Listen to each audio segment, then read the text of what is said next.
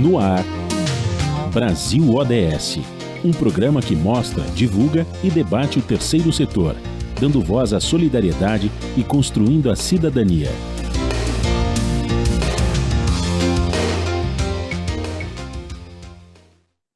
Bom dia, eu sou Franklin Valverde e começa agora o Brasil ODS, um programa do Observatório do Terceiro Setor. Hoje, excepcionalmente, eu estou apresentando o programa, eu sou co-apresentador e quem apresenta é o comandante do nosso programa, é o Joel Scala, que teve uma reunião de urgência e precisou sair e não pôde apresentar esse programa. Então, hoje aqui eu estou substituindo o Joel Scala, excepcionalmente. Esse programa aqui, como sempre acontece, tem o apoio da FAPESP, que é a Fundação de Amparo à Pesquisa do Estado de São Paulo. Hoje vamos falar sobre meio ambiente no Brasil. No país existem cerca de 3.000 espécies de abelhas nativas. Elas são responsáveis pela polinização e, sobretudo, pelo equilíbrio ambiental. Para participar do programa, nós convidamos dois grandes especialistas, dois grandes cientistas. O professor Osmar Malaspina, que é doutor em Ciências Biológicas pela Unesp, professor do Departamento de Biologia Geral na mesma instituição e coordenador do Grupo de Pesquisa em Toxicologia e Conservação de Abelhas. Bom dia, professor Osmar, tudo bem? Bom dia. É um prazer estar falando aqui com vocês e vamos em frente. Maravilha. E também nós convidamos o professor Zisman Neyman, que é doutor em Psicologia e bacharel em Ciências Biológicas, ambos pela USP. Tem 40 anos de experiência profissional em Educação Ambiental e é pesquisador e professor do Departamento de Ciências Ambientais e coordenador da Cátedra Sustentabilidade e Visões de Futuro da Universidade Federal de São Paulo, a Unifesp. Participou do relatório Luz, né, das ODS, da ODS 15, que trata especificamente de vida terrestre. Né? É bom destacar que esse objetivo 15, né, de vida terrestre, o que ele trata no seu texto? Proteger, recuperar e promover o uso sustentável dos ecossistemas terrestres, gerir de forma sustentável as florestas, combater a desertificação, deter e reverter a degradação da terra e deter também a perda de biodiversidade. Também dizendo que ODS significa Objetivos do Desenvolvimento Sustentável, né? Ou simplesmente ODS, como popularmente tem sido conhecido, que são parte da Agenda 2030 da ONU, que busca o quê? Um pacto global por um mundo mais justo e sustentável. Né?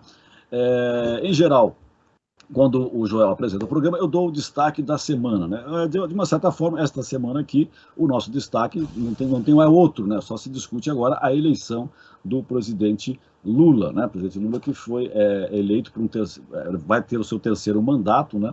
Ele ganhou do presidente Bolsonaro com 50,9% dos votos válidos, né? E vai iniciar a partir de 1º de janeiro o seu terceiro mandato, né? Um mandato que é um mandato de reconstrução nacional, né?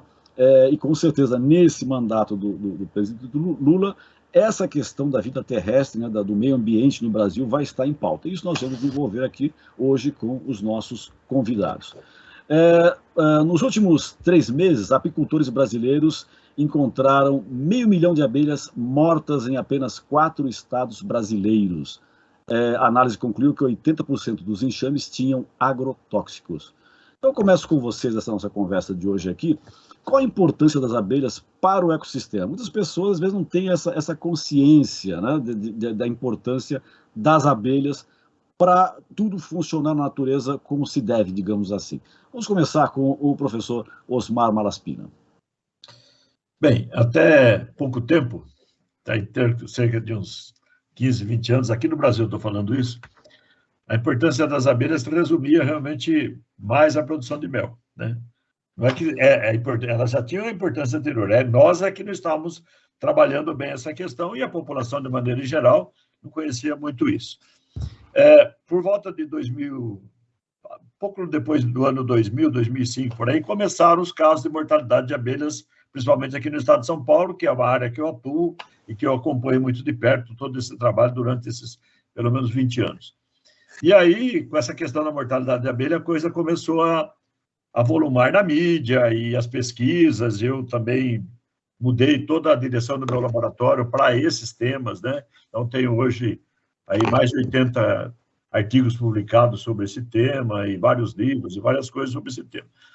Mas aí a gente precisava realmente de mostrar a questão da importância das abelhas, não só na questão da produção de mel, mas também na questão mais importante que a gente considera hoje, que é a polinização. Então, a grande importância das abelhas hoje está voltado para a questão da polinização, né? Nós sabemos que 73% da polinização mundial, de toda a polinização de insetos mundial, são feitos pelas abelhas. O resto, borboleta, morcego, outras coisas, mas 73% é responsabilidade das abelhas. E, principalmente, na questão das culturas, dessas que a gente depende do ponto de vista alimentar, pelo menos 38% a 40% são as abelhas que são responsáveis.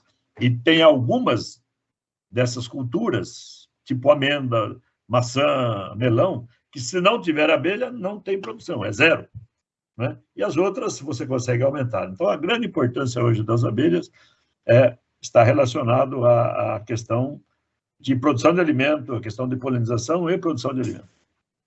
Perfeito. Zisman, professor Zisman, com relação a essa questão das abelhas, o senhor é especialista também na questão de sustentabilidade. Dentro dessa área, tem sido debatida essa questão da importância das abelhas dentro desse ecossistema, ou o senhor acha que ainda precisaria ser aprofundado ainda mais essa discussão da importância das abelhas? Pois não, antes de mais nada, deixa eu cumprimentar todos que estão nos ouvindo, é um prazer, uma honra estar aqui com vocês, muito obrigado aí pela equipe da rádio que nos convidou. A gente aqui tem, na percepção, quando discute, né, a temática ambiental, da sustentabilidade de maneira geral, a gente carrega aí a expertise de toda a área da ecologia, que já há mais de 100 anos, né, que quando se consolidou como uma área científica, compreende, né, que a vida na Terra tem que ser investigada, analisada, compreendida de maneira mais ampla como um sistema, um grande sistema. Nada está isolado no que refere aos seres vivos um do outro. E, portanto, qualquer indivíduo, qualquer população, qualquer comunidade dentro de um ambiente maior tem a sua contribuição, a sua parte importante para a manutenção de um certo equilíbrio. Isso não é diferente, obviamente, para o caso das abelhas, como o professor Osmar aqui também citou, é um componente importantíssimo, né, para a polinização e para a perpetuação de espécies vegetais, entre outros, né, serviços ecológicos que as abelhas nos prestam. E, portanto, garantir a preservação não só de abelhas, mas de outras espécies desse tipo, implica em garantir a conservação dos biomas, dos ecossistemas onde eles vivem. E, portanto, né, todas as políticas públicas, todas as ações da sociedade contemporânea têm que garantir a existência desse sistema para que as próprias abelhas possam continuar a existir e vice-versa. Sem elas, também não se garante a persistência dos biomas naturais, incluindo aí Mata Atlântica, Cerrado, Amazônia. Você acha que as políticas públicas brasileiras elas dão conta dessa questão, ou elas precisariam ser ainda aperfeiçoadas para poderem dar respostas como se deve para a questão da proteção das abelhas? Pois não. As políticas públicas, essa pergunta tem duas respostas possíveis, né? As políticas públicas, por si só, são excelentes. A gente não precisaria ter, no nosso país, nenhum tipo de normatização, tanto no formato de leis, como no formato de portarias mais técnicas, né, de manejo da biodiversidade brasileira, porque isso já vem sendo estabelecido desde a Constituição de 1988, que, ao colocar o artigo 225, que meio ambiente é um direito de todos e que cabe ao Estado garantir esse meio ambiente preservado, desde então criou-se, né, já que são direito constitucional, todo um aparato de políticas públicas e de legislação que garante em diversas frentes, tanto na preservação da biodiversidade, como na área de saneamento, resíduos sólidos, entre outras questões que afetam a biodiversidade. Nós temos um aparato legal muito bom, talvez um dos mais complexos do próprio planeta, né, no que diz aí aos países vinculados às Nações Unidas. Então, eu te diria assim, não precisamos de mais legislação nem de mais políticas públicas. No entanto, o que nós precisamos é que essas políticas públicas sejam, de fato, implementadas, regulamentadas e cumpridas, que é aí que está o grande problema, né? Apesar de estar previsto na lei, apesar da sociedade brasileira já entender a importância de todas essas políticas para a manutenção, né, dos nossos sistemas biológicos, até mesmo para garantir no futuro uma economia sólida para o nosso país, infelizmente essas políticas públicas têm sido negligenciadas, abandonadas, escanteadas ou até mesmo desmontadas propositalmente, né, para que outros segmentos com outros interesses possam avançar na economia brasileira. Osmar, você concorda com essa visão do Zisman? Eu concordo. E aí eu queria fazer um adendo importante nessa questão de políticas públicas, né? Que a gente conseguiu, que o IBAMA conseguiu, e com a minha colaboração como assessor, estabelecer uma política pública extremamente importante em 2017, que é o caso da publicação do Manual de Análise de Risco para as abelhas em relação aos agrotóxicos, né? Que é o primeiro do Brasil, o primeiro da América, primeiro caso, né? Porque antes, o que você tinha antes de 2017? Qualquer ingrediente ativo de agrotóxico que fosse entrar no Brasil, você fazia um teste de DL, que é chamado 50% das mortes e tal, e dizia, olha, ele é moderadamente tóxico, não é tóxico, é muito tóxico. Só isso. E isso vai para a bula e ponto. A partir de 2017, de 2013 a 2017, nós construímos um manual para essa avaliação de risco, no caso específico das abelhas, nos moldes da Europa e dos Estados Unidos. Ou seja, a gente juntou as duas legislações, a europeia e os Estados Unidos, e fizemos uma legislação brasileira, que é uma legislação faseada agora, em 4 fases, ou seja, não é um teste simples de DL, agora você tem que testar o ingrediente ativo nas abelhas em condições de laboratório, depois você vai para condições de semicampo, depois você vai para condições de campo, para fazer esses testes todos, para ver se o produto pode ser liberado pelo IBAMA, pela Anvisa e pelo Ministério da Agricultura, que são os 3 responsáveis. Então, acho que isso foi um grande avanço em termos de política pública, porque qualquer produto novo que for entrar no mercado tem que passar por isso agora, tá certo? Não é uma coisa muito mais simples como era antigamente. Então, claro que não vale para os produtos que já estão no mercado, né? Porque o IBAMA não tem o braço para fazer toda a reavaliação, mas os produtos novos têm que passar por isso. E aí eles vão agora para uma segunda fase, para os produtos, para os organismos terrestres, que é o caso de minhoca, para os organismos aquáticos, que é o caso dos peixes. Então, acho que isso é um avanço muito grande de política pública, muito grande, para que a gente possa não dizer assim, olha, quando começou a acontecer aquela mortalidade das abelhas, aquelas coisas todas, todo mundo dizia assim, olha, tem que proibir todos os agrotóxicos, tem que proibir todos. A gente sabe que num país tropical como o Brasil, que é agro e tal, isso é praticamente impossível. Mas se a gente quiser conseguir fazer algumas leis como essa, uma política pública como essa que a gente conseguiu fazer, já é um grande avanço e a gente consegue minimizar bem essas questões, que é muito importante. Perfeito. Quando se fala em agricultura, sempre na questão dos agrotóxicos, me veio à mente agora a questão da agricultura orgânica, né? Os produtos orgânicos, que, em tese, eles não utilizariam tantos agrotóxicos, né? Agora, se há possibilidades por exemplo, de substituir parte desses agrotóxicos, que é impossível, mas, por exemplo, encontrar produtos alternativos que não fossem tão tóxicos, isso funcionaria na agricultura ou isso demandaria um aumento tremendo dos preços?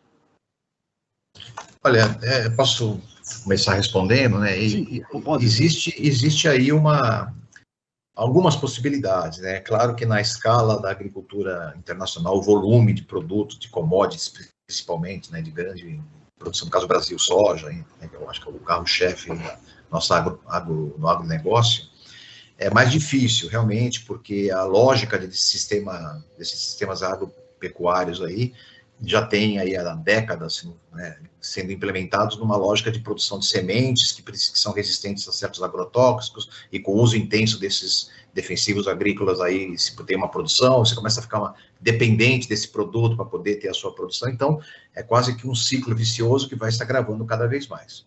No entanto, né, já no debate internacional, e por isso surge o ODS 15, que está, entre outras coisas, tentando propor, né, as soluções mais equilibradas entre o uso social, né, e a preservação ambiental da biodiversidade do mundo brasileiro, em especial.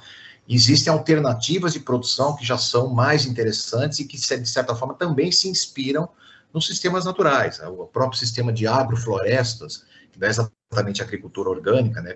A agricultura orgânica tenta incorporar alguns pressupostos da ecologia, né? Mantendo algumas espécies que possam recompor os nutrientes do solo, usar controle biológico de pragas, também, e, enfim, tentar diminuir um pouco a quantidade de agrotóxico. Mas no caso das agroflorestas, a ideia é tentar manter, debaixo de um sistema mais complexo, são as florestas, também uma intervenção humana, botando ali algumas espécies que conseguem ser produzidas dentro da sombra das árvores, desse microclima que nós temos por ali. E essas alternativas, nós estamos aprendendo a descobrir ainda, quer dizer, são as primeiras iniciativas, a agricultura orgânica, agroflorestas, entre outros processos de produção, precisam apenas ganhar um pouco mais de escala, e eu acho que sim, à medida que a necessidade do controle climático do planeta, que o desmatamento não é mais possível, que o uso de agrotóxicos, principalmente, está chegando no limite de contaminação dos solos e das águas, e essas soluções precisam ser encontradas, eu acho que investindo um pouco mais em ciência, em produção de espécies que são mais resistentes e conseguem viver bem nesses sistemas híbridos, né, entre florestas e produção, eu acho que a gente vai ter um bom caminho para enfrentar aí as próximas crises que virão na produção de alimentos. Osmar, como é que você vê essa questão? Então, do ponto de vista mais específico das abelhas, agora falando especificamente das abelhas, o que a gente fez nesses 20 anos de trabalho nessa direção? Como eu não era, inclusive, não conseguia se partidário dizer, olha, proíbe todos os agrotóxicos, então a gente teve que também trabalhar quais são as alternativas.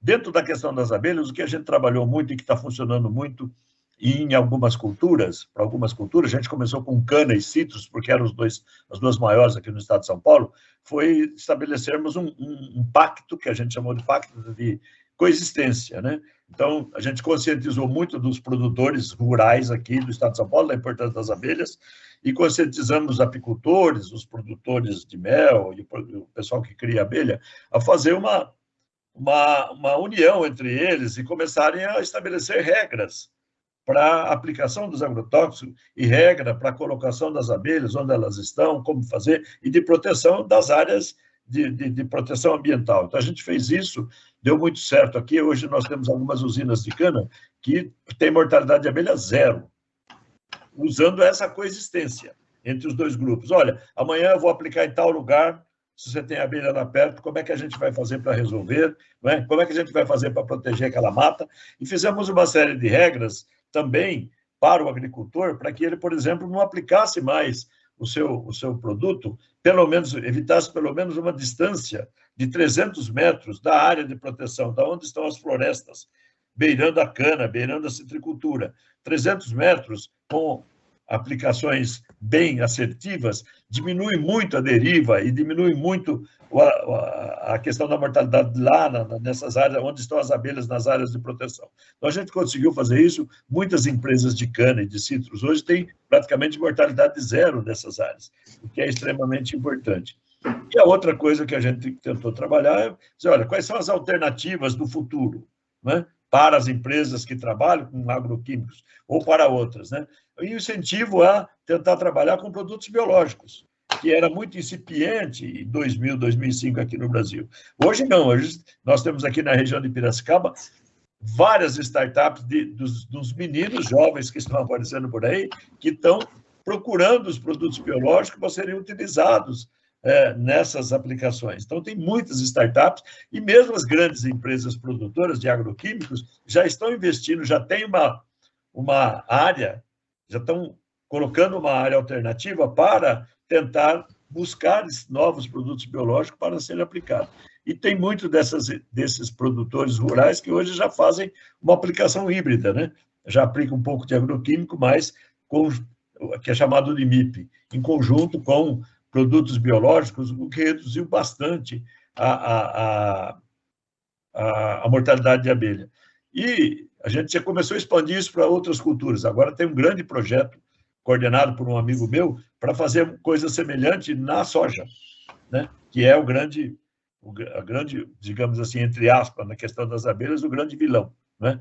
Porque desmatam tudo, não deixam áreas alternativas para as abelhas sobreviverem e ainda colocam agroquímico. Então, a gente precisa estabelecer um modelo para a soja para que a gente tenha alguma assertividade. E o que a gente fez para isso, para mostrar essas questões? Por exemplo, no caso da soja, foi feito um trabalho mostrando que, com a presença das abelhas, aumenta a produtividade da soja em até 18%. Pensem vocês no aumento de produtividade de soja, da quantidade de soja que nós temos aí nesse país, 18% a mais, sem gastar um tostão, sem desmatar uma área e sem gastar um tostão, porque a abelha trabalha, vamos dizer assim, entre aspas, gratuitamente, né? É só colocar as abelhas lá. Então, isso motivou o pessoal da soja também, não todo mundo, mas pelo menos alguns, a pensar um pouco nessa questão, como diz o Neyman, de sustentabilidade. Olha, eu tenho uma produção, mas também preciso ter uma produção sustentável. Dá para ter uma produção sustentável? Dá. Né? Custa um pouco mais caro? A gente sabe que custa, mas dá para fazer. É só ter. Mas acaba compensando, né? Acaba compensando. Então, o fato da gente ter esse trabalho mostrando que a produtividade aumenta sem você ter um custo maior ambiental, isso tem favorecido e alguns agricultores têm aceitado essa ideia de tentar fazer algo mais sustentável, algo mais criterioso, algo mais científico em cima disso, que é muito importante. Perfeito. Vamos ouvir agora a Rádio ONU, parceira de conteúdo do Observatório do Terceiro Setor, com a reportagem Microplásticos na Agricultura contaminam o solo e ameaçam a saúde humana. Eleutério Gevani tem as informações. O aumento alarmante de plásticos na agricultura contamina o solo, pode ameaçar a segurança alimentar e ter impacto na saúde humana. A constatação é de um relatório do Programa das Nações Unidas para o Meio Ambiente, PNUMA. Uma das autoras do estudo, publicado na 29ª breve previsão, é a professora Elaine Baker. A especialista ressalta que o mundo se confronta com tal realidade quando se tem uma quantidade finita de terras agrícolas disponíveis. Para a académica da Universidade de Sydney, na Austrália, apenas se está começando a entender que o acúmulo de plástico pode ter impactos amplos na saúde do solo, na biodiversidade e na produtividade, todos vitais para a segurança alimentar. Com o passar do tempo, o microplástico se decompõe e seus fragmentos, com menos de 5 milímetros de comprimento, penetram no solo. A presença nesse meio pode alterar a estrutura física da terra e limitar a retenção da água. A situação pode afetar plantas ao reduzir o crescimento das raízes e a absorção dos nutrientes. Os aditivos químicos em plásticos que penetram no solo também podem ter impacto sobre cadeias de valor dos alimentos e ter implicações na saúde humana. O apelo aos governos é que desencorajem o uso de plásticos na agricultura, tal como acontece na União Europeia desde o início de 2022. Para os especialistas, ainda são necessárias mais pesquisas para desenvolver produtos que incluiriam tecidos alternativos que não deixem escapar microplásticos ao solo. Outra medida seria incentivar consumidores a repensar o consumo de plástico e fabricantes a reduzir a quantidade do material que têm usado. Da ONU News em Nova York, Eleutério Gevani. Continuamos com o Brasil ODS, um programa do Observatório do Terceiro Setor, com apoio da FAPESP, Fundação de Amparo à Pesquisa do Estado de São Paulo. Hoje falando sobre meio ambiente no Brasil, com Osmar Malaspina e Zisman Neyman. A cada programa que nós realizamos aqui na Rádio Brasil Atual, nós fazemos uma enquete. Não tem base científica, né? Mas, enfim, ela serve nessas nossas enquetes para ter uma noção de como as pessoas que nos acompanham pelas redes sociais acham, né, ou têm alguma opinião a respeito do tema que nós desenvolvemos nos nossos programas. O programa de hoje, Meio Ambiente no Brasil, né, que trata especificamente da ODS 15, né, sobre vida terrestre, nós fizemos aqui a seguinte questão na nossa enquete. Você acha que as abelhas são importantes para o equilíbrio ambiental do planeta? E olha só, uma coisa rara de acontecer, 100% da enquete diz que sim, né? Que realmente as abelhas são bastante importantes para o equilíbrio do planeta. Muito feliz pela resposta. Eu também fico, porque realmente, às vezes aqui em São Paulo, por exemplo, a gente encontra aqui no quintal de casa, às vezes várias abelhas mortas, né? Nós falamos, olha só, morreu a abelha aí, e ninguém da casa, por exemplo, foi picado pela abelha, né? Que quando pica, uma das espécies, né? Não sei se todas são assim, mas quando ela pica, ela perde o ferrão, ela morre em seguida, né? E às vezes a gente encontra, né? Deve ser o quê? A poluição que acaba matando essas abelhas.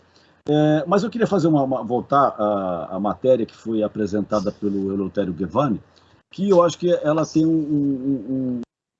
uma questão bastante importante para a gente discutir no programa. Não está relaciona diretamente a questão das abelhas, mas... Está né, sim, está sim. Ou até está, né? Acho que até está sim.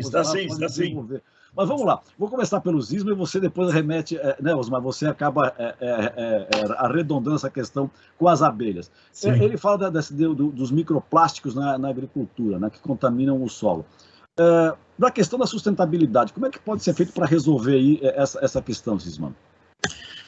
Bom, o problema está evidente, está claro, as soluções são um pouco mais complexas, como sempre, né? O ideal, quando se trata de qualquer tipo de impacto ambiental, né, que a sociedade humana faz sobre o meio ambiente, a gente tem cada vez mais compreendido que a medida necessária sempre é evitar esse impacto, né?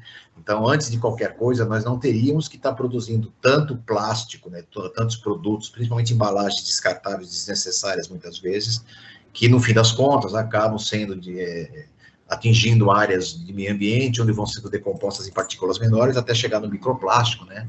Então, a resposta mais simples seria, não é como evitar, o que fazer com esse microplástico para poder limpar as águas, enfim, e a contaminação toda, eu diria, bom, a primeira providência teria sido não gerar esse problema, né? E hoje em dia, quando se fala em sustentabilidade, em todas as áreas, a gente tem que pensar tudo da mesma forma. Antes de ficar regenerando florestas, é importante não desmatar. Antes de ficar contaminando a água, é preciso evitar a contaminação. Antes de você poluir o solo com agrotóxicos, é importante você garantir a saúde do solo de maneira geral. Então, quando a gente tenta falar em caminhos possíveis para a sustentabilidade dos ecossistemas terrestres, da vida terrestre no planeta, e aquática também, né? A gente tem que falar em prevenção, antes de mais nada, e isso implica em mudança de uma série de comportamentos e atitudes que a própria humanidade, coletivamente, e os indivíduos em particular, têm que começar a adotar. E só para dar um gancho aqui, no caso das abelhas, lembrando, eu sou um cidadão urbano, moro na cidade de São Paulo, tenho o privilégio de morar numa residência que tem um pequeno quintal no fundo, com algumas poucas aves, um pé de amora, uns cítricos, um pé de pitanga, uma jabuticabeira, enfim. Como eu sei que isso é fundamental para que eu possa ter esses pequenos frutos para alimentar os pássaros urbanos que a gente tem aqui, eu tenho um micro apiáriozinho com 3 colmeiazinhas de abelha jataí, cuja única função não é para eu tirar o mel delas, jamais faria isso, coitadinhas, é justamente para ela poder me colaborar fazendo a polinização dessas aves. Então, esse tipo de compreensão, né, de que você pode conviver, mesmo numa área urbana, né, com a fauna nativa do Brasil, no caso a abelha jataí, é uma espécie endêmica aqui do nosso país, ou pelo menos existe em boa parte do nosso território, você já está, de alguma forma, colaborando tanto com a conservação da própria abelha, como das árvores urbanas e, indiretamente, as aves urbanas, enfim, você tem uma compreensão de sistema que é fundamental para a solução dos problemas ambientais. Osmar, agora a sua vez, fala sobre as abelhas, o que é essa questão dos microplásticos afeta também as abelhas. Quando você falou, tem sim, porque tem vários trabalhos já publicados, não só no exterior, como no Brasil já publicados, sobre a presença de abelhas com microplástico, tanto no seu tubo digestivo, como incorporado no seu corpo, né? Porque essas partículas, elas têm muito pelos, as abelhas, a maioria, né, grande parte, tem muito pelos, e esses microplásticos ficam grudados nesse pelo, né? Ou podem ser ingeridos, eles grudam no grão de pólen, e depois, quando ela come o grão de pólen, ela acaba ingerindo esses microplásticos. Então, já tem artigos publicados, onde você faz uma análise do intestino dessas abelhas e você encontra esses microplásticos lá, né? Então, são pesquisas muito recentes, coisa bem recente mesmo, que o pessoal tem feito, mas já tem detectado essa questão, né? Não há, por parte dos artigos que publicaram ainda, não há uma proposta de como evitar isso, né? Como que a gente faz para evitar essa presença desse microplástico no ar, que possa cair numa planta, que possa grudar num grão de pólen, né? Ou cair no néctar e ela ingerir junto com o néctar. Então, mas, de qualquer maneira, a gente já tem casos relatados no exterior e casos no Brasil. Inclusive, tem um grupo de pesquisa no brasileiro que está trabalhando com isso em Sorocaba, na Universidade Federal de São Carlos, em Sorocaba, que está estudando essa questão da presença do microplástico nas abelhas. Perfeito. Eu tenho uma questão aqui da nossa produção, né, que é a questão vinculada às abelhas. que diz que um estudo analisa os efeitos de agrotóxicos usados para controle de pragas sobre a população de abelhas nativas. Resultados preliminares indicam que abelhas solitárias são afetadas pela exposição do agrotóxico mesmo em baixas concentrações. Nós falamos do plástico, agora que essa questão trata da questão dos agrotóxicos. E, Osmar, poderíamos contar um pouco mais sobre os objetivos da sua pesquisa e os resultados obtidos, especificamente no caso da pesquisa que você realizou? Bom, então, nesses 20 anos, a gente trabalhou com duas vertentes. Primeira coisa que a gente começou a ver o efeito dos agrotóxicos no comportamento da abelha e na morfologia da abelha no laboratório. Entendeu? Teste simples. Você pega a abelha, aplica o inseticida, vê se ela altera o seu comportamento, se ela acha fonte, se ela não acha fonte, coisas básicas. E depois você faz uma análise da morfologia dessa abelha, do intestino, do corpo gorduroso, do cérebro. A gente tem um trabalho muito bonito, o que o agrotóxico faz no cérebro da abelha, quais são as alterações que ela provoca, e isso é fundamental, porque a abelha sai para campo para fazer a coleta, aí ela é contaminada com agrotóxico, ela perde o rumo de casa, ela não acha mais o caminho de casa, ela se perde. A gente tem todos esses testes feitos, muito interessante. Então, essa foi a primeira fase. A segunda fase foi quando, assim, bom, a abelha inseticida foi feito para matar inseto. A abelha é um inseto e está matando, vai no pacote e não tem jeito. O que é que a gente pode fazer no campo? Então, quando a gente começou esses estudos do campo de coexistência, mas para isso a gente teve alguns problemas. Aí, bem tranquilo, quer dizer assim, havia por parte do agro e por parte, principalmente dos produtores, dos criadores de abelha, mas dos pesquisadores de abelha em geral, né? Assim, no início, o agro sempre se mantinha meio preocupado, dizendo, olha, não são os agrotóxicos que estão matando as abelhas, não são inseticidas. A abelha está morrendo por doença, está morrendo... É verdade, ela também tem doença, ela também tem parasita, ela também tem predador. Mas o tipo de morte das abelhas por doença, por parasita, é diferente quando é agrotóxico. Quando é agrotóxico, você mata uma colônia de abelha em 24 horas, tudo junto. Você chega na colônia, está tudo morta. Não tem outra questão que mata as abelhas nesse sentido. Então, dá para ver claramente. Mas, de qualquer maneira, ainda havia uma controvérsia entre os dois grupos. Não é um grupo dizendo que era, outro grupo não. Então, o que é que a gente foi fazer no campo? Fomos fazer um levantamento no campo para ver se era realmente agrotóxico ou não era. Né? Então, a gente conseguiu um financiamento bastante interessante, inclusive pelas empresas produtoras de agrotóxicos, porque eu falei para eles, olha, a gente é ou não é? Então, eles resolveram financiar. A gente fez um grande projeto chamado Colmeia Viva, a gente chamou, e a gente coletou em 4 anos, a gente coletou mais de 200 amostras dessas colônias que morriam todas de uma vez. E fizemos as análises. E aí, tem várias, é muito longo essa conversa aqui, vou resumir só.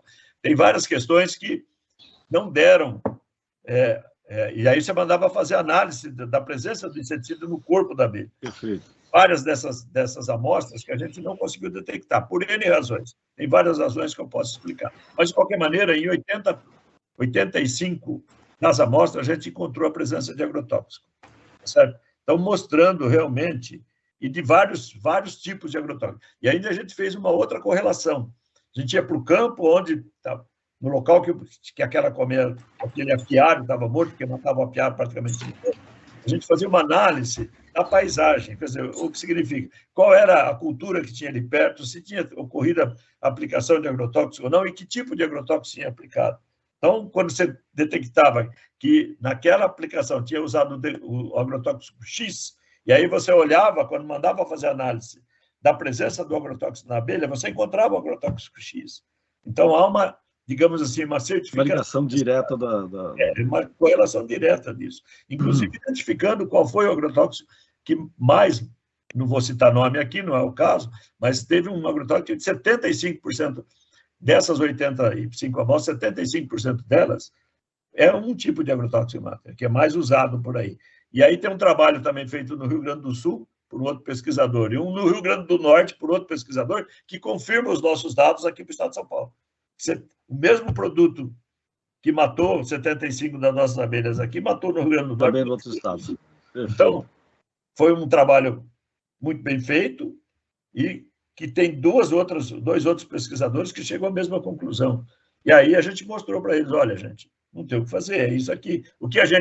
Qual era a pergunta seguinte, o que fazer diante disso? Foi aí que a gente fez aquela outra coisa que eu já falei, do projeto de coexistência, para minimizar essa questão, tal. Foi aí, tal. Mas, de qualquer maneira, quando ocorre esse tipo de morte, você tem realmente a presença de algum tipo de agrotóxico. Claro que você tem agrotóxico que é mais tóxico, que mata mais rápido, você tem agrotóxico que é menos tóxico, demora mais para matar, você tem doses que são cavalares, né? Que mata menos de uma hora. Né? Mas todos matam. E você tem as chamadas doses subletais, que é aquelas em que, por exemplo, a abelha vai na flor, coleta néctar contaminado, ela se contamina, mas a dose é tão pequena que não consegue matá-la, ela volta para a colônia, contamina o néctar, mata a larva, porque o mel vai ser dado para a larva, o pólen vai ser dado para a larva. Sim. Então, tem todas essas nuances que devem ser olhadas com olhares diferentes. Não é? Perfeito. Então, isso é extremamente importante. E tem a questão do tipo de contaminação por cultura. Só para encerrar essa questão. Por exemplo, cana é um modelo. Por que cana é um modelo? Porque a abelha não vai na flor da cana. Ela não gosta. Ela não vai. Laranja, ela adora. Se abrir a flor de laranja, vai estar cheio de abelha. Melão, ela adora. Né? Café, ela adora. Então, você tem que olhar um pouquinho essas questões também, como que é a relação da cultura. Claro. E qual agrotóxico que vai ser aplicado nessa cultura? Isso é fundamental. Não pode esquecer de uma coisa. Quando a gente fez todo esse trabalho, nós fizemos nessa abelha de mel, a abelha africanizada. Tá? Mas a gente não pode esquecer das abelhas sem ferrão, como disse o Neyman, que ele tem uma colônia lá no quintal dele, da Jataí, que estão lá no campo, que a gente não vê, que mora no campo que não vê. E nós temos um outro grupo, 1.500 espécies de abelhas, chamadas solitárias, que é uma abelha só, que faz o ninho, que a gente não acha, você não vê isso. Só que ela está lá. E ela é e essas são extremamente importantes para polinizar algumas culturas. Por exemplo, maracujá. Se não tiver aquela mamangava grandona que é solitária, não tem produção de maracujá. E essa abelha é extremamente importante, muito mais vulnerável do que a abelha africanizada. A abelha africanizada de uma colônia eu faço 10, 20, 30. Essas outras eu não faço. Perfeito. Eu tenho uma questão agora para o professor Zisman Neyman, mas antes eu queria informar quem está nos ouvindo que você está sintonizado aqui no Brasil DS, um programa do Observatório do Terceiro Setor, que tem apoio da FAPESP, Fundação de Amparo à Pesquisa no Estado de São Paulo. E que hoje nós estamos falando sobre meio ambiente no Brasil, com Osmar Malaspina e Zisman Neyman. Você quer ficar bem informado sobre os projetos, causas sociais e direitos humanos? É simples, você deve nos acompanhar, o Observatório do Terceiro Setor, claro, nos acompanhar nas redes sociais. No Instagram, @Observatório 3 Setor, no facebook.com/Observatório 3 Setor. Nesses dois casos, o 3 é em numeral. E programas como o nosso, que nós estamos fazendo agora, eles ficam disponíveis no nosso canal no YouTube, o canal do Observatório. Lá você vai encontrar, além dos nossos programas, quadros também, entrevistas como Você Sabia e Você Conhece, que mostram aspectos ignorados da história e refletem sobre a nossa sociedade. Basta você buscar por Observatório 3 em numeral, isso é importante, setor. E, como eu tinha dito, nós temos uma pergunta para o professor Zisman. O senhor participou do relatório Luz. Sabemos que o Brasil não cumpriu nenhum dos 17 ODS, né? Ou seja, Objetivos do Desenvolvimento Sustentável. Professor, é possível que o Brasil ainda consiga cumprir essa Agenda 2030 da ONU ou já é uma causa perdida? Apesar que, até acrescentando aí, né, acho que nesta semana que nós estamos, né, acabou de domingo aí, nós tivemos a eleição do segundo turno, né, e nós tivemos agora a eleição do presidente Lula, né, que a partir de 1º de janeiro irá governar o país. Há possibilidade dessa Agenda 2030, agora com a volta do Lula ao poder, e mais do que a volta ao Lula ao poder, né, nesse governo de reconstrução. Estou chamando de governo de reconstrução porque tem uma infinidade de forças que defendem a democracia, que defendem a civilidade política, ao lado do presidente Lula, e com certeza irão compor o seu governo. Então, professor Zisman, o senhor acredita que agora a gente vai ter possibilidades de cumprir a Agenda 2030, que estava meio difícil dela existir, ou o estrago foi tão grande que ainda vai demorar um pouquinho para a gente cumprir os 17 ODS? Ótima, a pergunta é muito boa.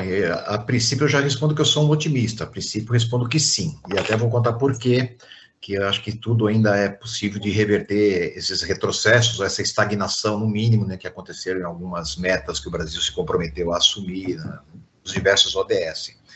Vale ressaltar para os ouvintes aí, as ouvintes, de que a pauta ODS, ou Agenda 2030, não é exatamente uma pauta da ONU, né? Ela é uma pauta capitaneada pela ONU, mas assumida como compromisso por todas as nações, incluindo aí a sociedade civil que a compõe. Então, existem certos compromissos que, claro, que as políticas públicas precisam garantir, estimular, né, e de alguma forma coordenar no país, mas existem certas ações que dependem muito da própria sociedade civil ser pioneira ou executar algumas ações. O setor de agronegócio, por exemplo, pode se propor voluntariamente, né, tentar colocar as pautas, né, de compromissos assumidos pelo país como uma pauta do próprio segmento, do próprio setor. Só para dar um exemplo bem concreto, no caso da Amazônia, né, existe uma faixa de Amazônia desmatada, no chamado cinturão de desmatamento, na parte ali que compõe o estado do Mato Grosso, centro-norte do Mato Grosso, um pedaço do Maranhão, sul e leste do Pará. Só nessa faixa já desmatada e com território degradado, né, o solo degradado, são 84 milhões de hectares disponíveis para agricultura ou mesmo para regeneração e reflorestamento. Esse número, né, que parece um número bastante grande, isso aí é mesmo, porque afinal de contas é o equivalente, 84 milhões de área, é equivalente a toda a Alemanha, ela está disponível para que a gente possa expandir o agronegócio, talvez em práticas mais de conservação um pouco mais rigorosas e que possa garantir um produto de exportação com melhor qualidade, inclusive, sem que o meio ambiente seja agredido, muito pelo contrário, garantindo a captura de carbono da atmosfera, garantindo a qualidade da água, enfim, alguns serviços ambientais que são compromissos assumidos pela Agenda 2030, e, portanto, apesar da inépcia do governo nos últimos 4 anos de ter avançado com essa pauta, houve, de fato, quase que uma paralisação completa da Agenda 2030 no Brasil, nós temos um prazo até 2030 ainda, que temos 8 anos pela frente, em que, com muita vontade política, com a ação da sociedade civil, a gente pode retomar com mais velocidade os compromissos assumidos voluntariamente pelo nosso país. Então, eu acredito que um cenário político mais favorável, de menos negacionismo das questões científicas, das questões ambientais, a gente possa aí, com esforço coletivo, a universidade participando, a sociedade civil, os diversos segmentos participando, a gente conseguirá vencer essa agenda, porque, afinal de contas, é uma necessidade fundamental para a sobrevivência da própria sociedade humana. Eu tenho até um dado aqui que é importante acrescentar, professor. O desmatamento aumentou 20% em 2021, segundo o relatório anual de desmatamento no Brasil. Perdemos mais de 16 milhões da cobertura de vegetação nativa em todos os biomas, né? Então, agora vamos esperar que realmente com esse novo governo, que eu estou chamando de reconstrução nacional, né, porque a situação ficou tão complexa, né, nesses últimos 4 anos aí de destruição de uma série de setores, tá? Que agora retome uma série de questões aí e que o Brasil passe também a ser melhor visto lá fora, né? E a gente já viu, né? Acho que agora a partir da eleição, uma série de líderes do mundo inteiro se manifestaram favoráveis à eleição do governo Lula. Eu acho que o Brasil passa a ter um apoio também, inclusive não só apoio, também não só apoio verbal político, mas apoio financeiro também, né? Porque acho que o Brasil também necessita também desse apoio para poder sobreviver. E eu tenho uma questão aqui também, que é colocada aqui. Professor Osmar, como conscientizar a população sobre a importância da proteção das abelhas? Olha, assim, a gente aprendeu bastante nesses últimos 20 anos sobre isso, que a gente não fazia. Era uma coisa que a gente eu sempre trabalhei com abelhas, né? Tem muito mais, tem outros 20 passados. Né? E muitos dos meus colegas também, a mesma coisa. A gente sabia, nós sabíamos da importância das abelhas, mas nós nunca passamos isso a divulgar. Infelizmente, a gente acabou fazendo esse trabalho por conta da mortalidade das abelhas. Não era para ser assim, claro, né? Não precisava ter. Quando começou essa mortalidade muito grande de abelhas, então a gente começou a ter uma outra realidade. Aí a gente começou a divulgar muito essa questão, a importância das abelhas, né? E aí, como eu já citei anteriormente, veio a questão da polinização. Então, quando a gente começou a trabalhar o tema polinização, não só a questão da produção de mel, mas o tema polinização, isso começou a despertar muito essa consciência nas abelhas, tanto que você tem uma resposta aí de 100%, que você acabou de dizer. E um outro trabalho que a gente está fazendo agora, muito do grupo do pessoal de abelha está fazendo, é passar esse trabalho não só para a população em geral, mas para a criança nas escolas.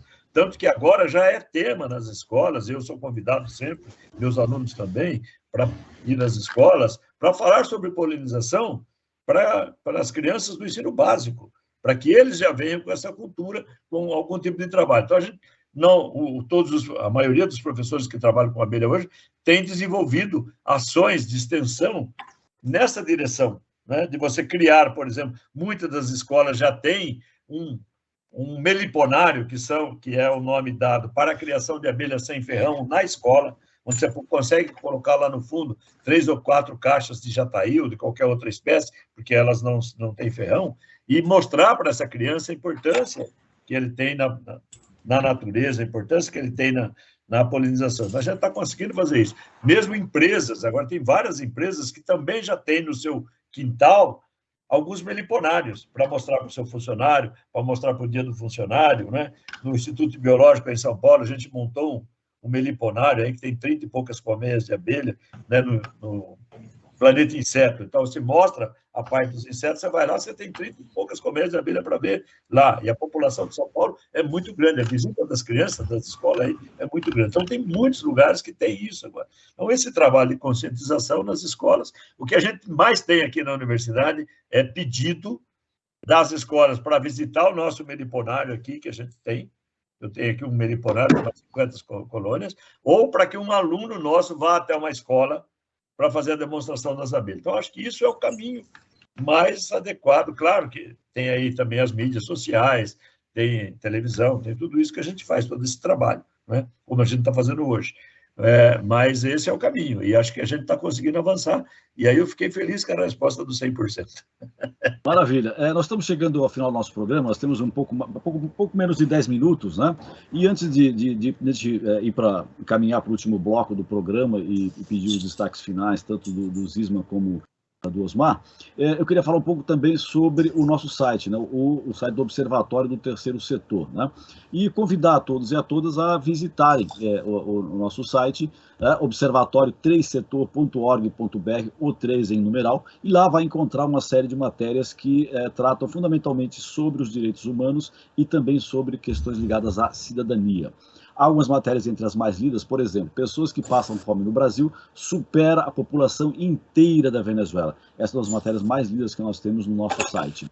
E uma segunda matéria também que é bastante lida é: Brasil tem a segunda população mais fora da realidade do mundo, né? Talvez isso até se explique no último domingo, que quase, um pouco menos de 50% das pessoas apostaram num projeto político que não está muito sintonizado com as necessidades de um país, né? Criticado pelo mundo inteiro, enfim, essa visão, que é uma visão que acaba destruindo o meio ambiente, né, que é tão fundamental para a existência de toda a sobrevivência da espécie humana. E a matéria que eu quero dar um destaque especial, uma matéria que foi escrita pela Maria Fernanda Garcia, que tem o título: Brasil, 2.200.000 crianças até 6 anos de idade vivem na pobreza extrema. Olha só a situação, né? Quer dizer, o futuro do país indo para o ralo, né? É muito triste, mas essa é a realidade. É uma pesquisa que foi realizada pela PUC do Rio Grande do Sul, tá? Eu recomendo a todos e a todas que leiam essa pesquisa, que tem os detalhes, né? Uma matéria que foi muito bem elaborada pela Maria Fernanda Garcia. E também alertando, né, informando, melhor dizendo, a todos e a todas que essa matéria e outras, todas as que eu citei, tem no site do Observatório do Terceiro Setor o recurso de audiodescrição, que é um recurso que auxilia as pessoas que têm deficiência visual a obterem o conteúdo que nós temos no nosso site, né? Então, mais uma vez, eu convido a todos que visitem o nosso site. O professor Osmar fez as considerações sobre a sua pesquisa, né? E eu gostaria que o professor Zisman também falasse um pouco sobre o trabalho que ele desenvolve lá na Unifesp, a Universidade Federal de São Paulo, que foi eleita, foi um ranking recentemente, uma das melhores instituições do país, não, professor? São os rankings acadêmicos que a gente até dá algum valor, mas é claro, né, os indicadores sempre nos deixam orgulhosos, mas sabemos que todas as universidades brasileiras, uma mais em um setor, outra mais em outro, são instituições de destaque que precisam colaborar bastante e podem colaborar bastante com esse esforço que eu vinha falando, né, coletivo, para apresentar indicadores que possam nos orientar na implementação de políticas públicas e de práticas e de, enfim, ações mais concretas para a proteção do meio ambiente. Eu queria só destacar, né, não sei se a gente vai conseguir ter muito mais tempo, que eu falava que a gente aguarda, né, claro, com muita ansiedade, a ação do governo federal para a pauta ambiental avançar mais do que tem avançado recentemente. Lembrando, quando a gente fala em governo, a gente está falando não só do executivo, mas principalmente do legislativo, e ali a coisa é bem mais complicada, porque dali que são aprovadas as leis, existem várias frentes de deputados que, com outros interesses, que querem também retardar a pauta ambiental, e ali tem uma série de pautas que estão sendo votadas recentemente, inclusive uma pauta de ampliação do uso de agrotóxicos no Brasil, que é chamada pauta do veneno. Então, não só temos que estar com olhos atentos para Lula e sua nova equipe quando assumir, mas também para os novos deputados que vão subir o Congresso Nacional. E, ao mesmo tempo, aí vou destacar, então, a tua pergunta, a nossa universidade organizou um órgão complementar aqui na reitoria, que se chama Cátedra Sustentabilidade, e o papel desse novo órgão que eu estou coordenando atualmente é, primeiro, organizar um coletivo de pesquisadores e projetos de extensão, projetos de gestão, né, da própria universidade, que dialoguem com a pauta ambiental, para que a gente possa primeiro conhecer a própria produção interna, mas principalmente para fazer o diálogo dessa produção interna com a sociedade civil.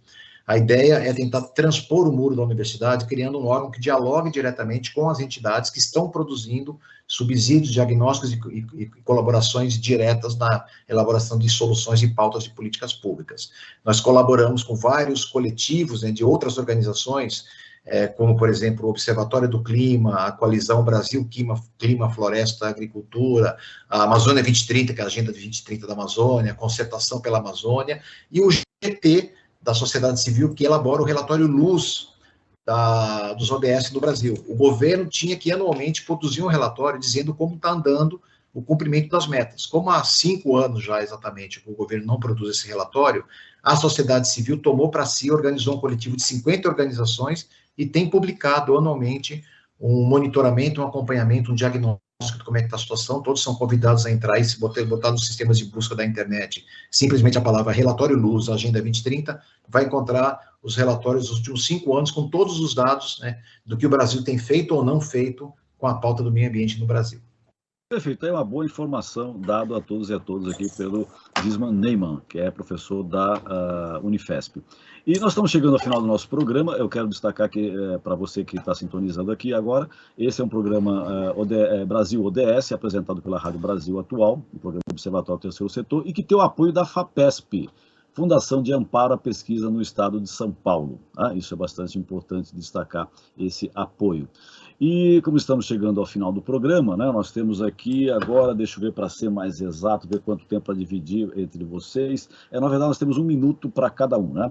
Então, eu gostaria que o professor Osmar desse as considerações finais, alguma coisa que não foi perguntado que ele queira colocar, né? E assim também depois passo também a palavra para o professor Zisman e aí nós encerramos o nosso programa. Passou tão rápido, a gente não percebeu, 1 hora passou voando, significa que o programa foi bom. A gente não percebe o programa passar porque ele foi muito bom, ainda faltou uma série de informações que eu deveria ter dado que acabou ficando para um próximo programa. Osmar, você com a palavra. Eu queria agradecer o convite, dizer que me sinto honrado, né, participar de um programa desse tipo, desse nível, e apoiado pela FAPESP, que é meu grande parceira, tem um projeto temático da FAPESP, que sustenta as nossas pesquisas, que é fantástico, né? Então, acho que isso é extremamente importante. Esse é um lado. O outro lado é realmente conscientizar ao máximo, né? Eu gosto da entrevista, o pessoal fala aqui na universidade que eu sou o que mais falo, eu gosto da entrevista, porque eu acho que é preciso, entendi isso agora, com essa questão das abelhas, que é preciso divulgar o que a gente faz, né? De dar a informação. A gente só conseguiu mudar a opinião das pessoas que não conhecem muito, que não trabalham com isso, da importância das abelhas, com essa divulgação e mostrar a importância da polinização, a importância desses bichos, para a gente possa conservar esses bichos. Então, isso é muito importante, a gente tem que divulgar ao máximo. E aí eu peço que vocês continuem nessas linhas de divulgação e de divulgação divulgação de ciência. A outra coisa é a seguinte, olha, o que nós tivemos de fake sobre ciência foi um absurdo. Se a gente não, nós que trabalhamos com ciência, não nos organizarmos melhor para que a gente evite isso, nós vamos sofrer de novo daqui a alguns tempos. Então, é preciso que a gente esteja na linha de frente, divulgando o máximo possível das verdades científicas. Muito bem lembrado, Osmar, muito bem lembrado. E eu passo a Isso palavra fantástico. Muito bem lembrado. O Zisman Neyman, passo a palavra para você para finalizar as suas últimas considerações aí, alguma coisa que eu lhe perguntei que você acha importante destacar. Não, acho que... No nosso programa.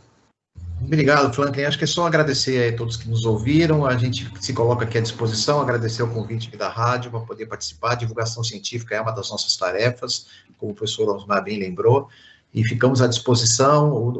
A pauta ambiental é uma pauta crucial, né, para a humanidade. Todos os que estão nos ouvindo devem ter consciência da importância dessa pauta, ajudar a disseminá-la pela sociedade, e para isso a gente está aqui à disposição para fornecer os subsídios, os dados, os conteúdos, tudo que for necessário para um bom debate, e vamos torcer para que o Brasil possa avançar, porque nós temos um grande potencial no mundo para ser, assim, o exemplo de como usar adequadamente a nossa biodiversidade através de processos de bioeconomia, entre outros aí, sustentáveis, que estão sendo construídos, compreendidos cada vez mais no mundo. Grande abraço a todos aí. Obrigado. O Brasil ODS, um programa do Observatório do Terceiro Setor, com apoio da FAPESP, Fundação de Amparo à Pesquisa do Estado de São Paulo, está terminando. Agradeço a presença de Osmar Malaspina, doutor em Ciências Biológicas e coordenador do Grupo de Pesquisa em Ecotoxicologia e Conservação de Abelhas. Assim também como o professor Zisman Neyman, doutor em Psicologia e bacharel em Ciências Biológicas, com 40 anos de experiência profissional em Educação Ambiental. Este programa foi produzido pela equipe do Observatório do Terceiro Setor. Na próxima terça-feira, às 9 horas, acompanhe nosso programa Perspectiva, sempre com assuntos importantes da atualidade. Ficamos por aqui, sempre na luta por uma sociedade mais justa, solidária, sustentável e tolerante. Até o próximo programa.